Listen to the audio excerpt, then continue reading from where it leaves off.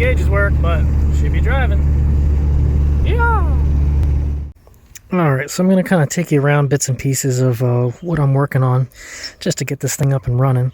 So the big thing that I want to work on right now is the gauge cluster, because something recently happened and none of them work.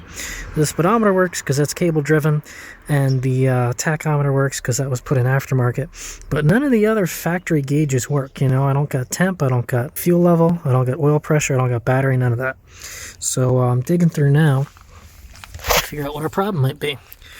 Some of these fuses are really crusty and falling apart. Like literally when you try to remove them, they just crumble. There's all kinds of shit going on in here, so that's gonna be fun. But yeah, I'm gonna start poking around and see what I find. The gauges fuse close to the right, that's 7.5 amp. That one works. It's got continuity and it's got power, so that's good. The instrument lights, I think that's what LPS means or whatever. The 5 amp, that one's got power and that works. So it looks like there's power going there. So we're trying to figure out if there's a ground issue. I checked this ground right here. This is an important ground. I checked that to the battery and it's got good continuity. So this ground checks out. So what I'm thinking is maybe behind the cluster, maybe the connector is a little fucked up. So I'm going to see if I can pull that out and see what we see back there. That'll be next. Okay, so to get this bad boy out, we got a bunch of screws around the outside on the blue. There's going to be a bezel cover on top, but most of this dash is already apart. So this isn't so much a how-to, just where I'm going. Usually, this speedometer cable is supposed to put up a bit of a fight trying to get that out of there. This one just fell out. That might not be the best news for us, because the speedometer was the only fucking thing left that was working on this. But when you come back here, you'll see we got wire connector 1 for the side lights, which, oh, there's only one bulb in there anyway. Okay. And then the big connector in the back there, and then the speedometer is behind the other connector, somewhere down in that area. But, yeah. Usually it's a pain in the butt to try to get the speedometer cable out, but that one just fell out right for us, so cool. Great. See how much farther we can go. Okay, so if you guys don't have the 1990 factory service manual downloaded from my website, you can go catch it there. I have it hosted on there for Google Drive, so you can download it. It's like 2,000 some pages, but there's plenty of table of contents to jump around. I'm actually following a guide on there for the instrument cluster, and it goes over a step-by-step process for how to actually diagnose what might be going on. So it's telling me to test a couple things here and there, like some different grounds and whatever. So the step that we're at now, first we test the ground on this. This is, I think it's a pin 5 was ground, and ground checked out. So you turn the key to run, and you test pin 6, because pin 6 is the ignition to the voltmeter, and that pin worked too. So we should have power and ground. So I figured at this point, let's just stop real quick and clean the connectors, because there's a pretty good chance that the copper on these is probably getting a little dirty. So I got some wire brushes over here. Just wire brush them real lightly, not going super duper crazy on them. You don't want to tear them up. Same on these. Made sure the key was off. I checked the diagram and it looks like there's no 12 volt hot sources here. There was the gauge fuse is ignition only, because that's the thing. If you're using a metal brush and you're brushing these contacts, it's going to make contact, and if anything's hot, you're going to short shit out. So you really got to make sure that if you're touching multiple contacts, that you're not shorting anything. So they're all clean. I'm going to plug it in and see if we get anything from that. So if we come in here, we can see that our backlights work. So that part checks out. We got our backlights, and we turn our key to run. Excuse me, key. Do we get any gauges? No gauges. Okay, so that's a little weird. So we've got 12 volts on the gauge, on the volt gauge, and we've got ground, but our gauges are still not working. Okay, let's keep digging. Oh boy, the Renix gremlins are strong with this one. This one's an exciting one. So I'm digging through this stuff again, trying to figure out what's going on. So there seems to be a 12 volt delivery issue to the cluster. So from what I can tell, looking at this connector back here, there is pin 13 on the one side and pin 6 on the other. It's a white with black stripe. There's actually a jumper that just like on this connector, there's one that goes from 13 to 6. So both of those are connected. I don't know if I have that one. Yeah, right here. So if I show you this, number 6 and number 13 have this jump. So both of these wires have continuity together. That goes straight to the gauge fuse. There's also one over here that goes, I guess, through the Chime module, and then this orange-white wire that comes up to this connector up here, this number 9. So if we check the number 9, well, actually before I get there, over here we seem to have voltage. So when the connector is disconnected, we have, 12 volts on this line, but we don't when it's plugged in. So something must be a little funky. And if we check this one, the 12 volts through the Chime module, I'm not seeing any power. I'm not entirely sure how the Chime module works. Maybe I'll have to look through the diagram. Was there a sheet 69? So we could check that sheet and see what's going on. Because I don't know what the sheet's going on right now. So we have power until we plug it in, and then we don't have power anymore. Wonder what's going on. Okay, so over here on sheet 69, looking at this Chime module, there's a bunch of stuff going on here.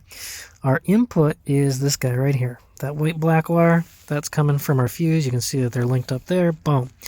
And our output is one of these. This one, number 2, goes to the instrument cluster. So that's the one I'm trying to figure out, and that ain't doing what it's doing. But the thing here is that these 2 wires are both on the Chime, and the Chime don't work. So maybe we can try and unplug that and see if our Chime module is giving us issues. Although, to be fair, we don't seem to really have a great connection from the instrument panel plug down to the fuse. I think there's like 35 ohms of resistance going from there, so that could also be something. But again, just to rule it out, since it's on the same circuit, I'm going to try pulling that Chime fuse, the Chime module. Which, if you're curious, it's that big, it's that big black box-looking thing over there on the corner. That's your Chime module. So I'm going to see if I can wiggle that out, and then we'll go from there. So I decided to pull our 7.5 amp fuse, because when I was wiggling it around, I noticed that the resistance kept changing. We're sitting at like 160 ohms, and then like 300 ohms, and then 30 ohms, and then like I pushed it a little bit this way, that way, and it finally beeped. I'm like, oh, so maybe it's just those contacts up there that are loose, because this yellow turn signal went up here. My buddy actually put some solder globs on the end of the fuse to make the connection tighter, because apparently it kept wiggling itself out. So he put some little globs on there to make the connection tighter. It doesn't affect the fuse in the middle. It just makes the pins that stick in there a little thicker. Spreads it a little wider, and they actually hold. So maybe I'll jiggle jangle this around a little bit and see if that's not a problem. Also, the Chime module has been removed. This guy, a little buzzer. So if you've ever been annoyed at your door buzzer, this is the thing that's making the noise. Notice that contact down there is rusted. That's interesting. A little flathead screwdriver helps pry that out easy enough. Alright, let me do some poking and see if it was just a wiggly fuse.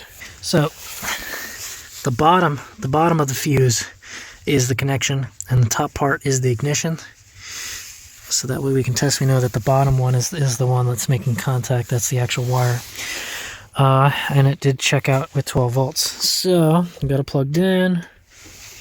Do our lights come on? It's kind of hard to tell.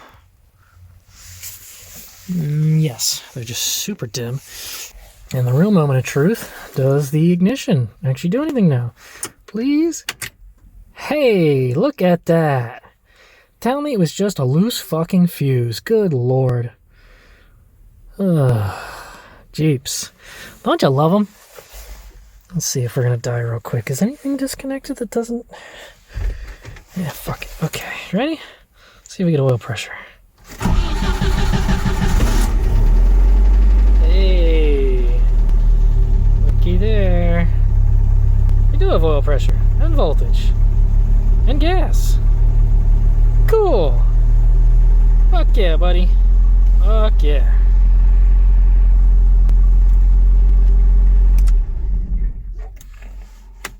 Fuck yeah.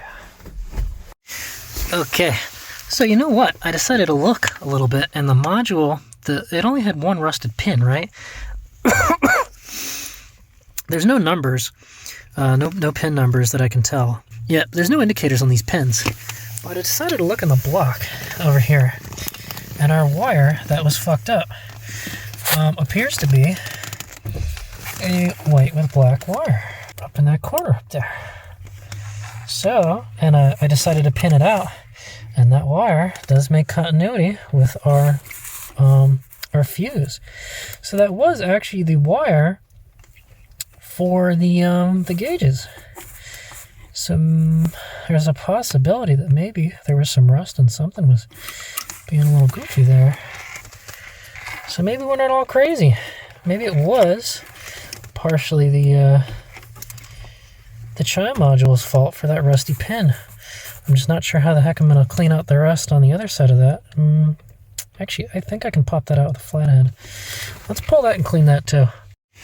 Okay, so modules reinstalled, and I even pulled I was able to pull the pin out of there and clean it up. It wasn't that bad. There's just a little push tab to remove it. This is for the tack right here. So we're probably going to want that. Make sure that's up there. Okay. So, to see if we're totally crazy or not, let's see if our gauges work. And bonus points if we get a buzzer. Holy shit, we got a buzzer, boys. Ain't that an annoying pain in the ass. Okay. So that might have been part of the problem. That either the fuse was loose, which is possible, or it was that buzzer connector that was shorting it out. And again, that's something you wouldn't really know unless you had the damn diagrams to figure it out. So seriously, if you haven't seen the 1990 factory service manual full of electrical diagrams and everything else in the world, go check it out. It is a godsend. All right, well, I guess we've got gauges again. Fuck yeah, buddy. So apparently if you try to pull on this too hard, you're going to separate it. But you can see the cable in there that just spins around, and this just clips on there.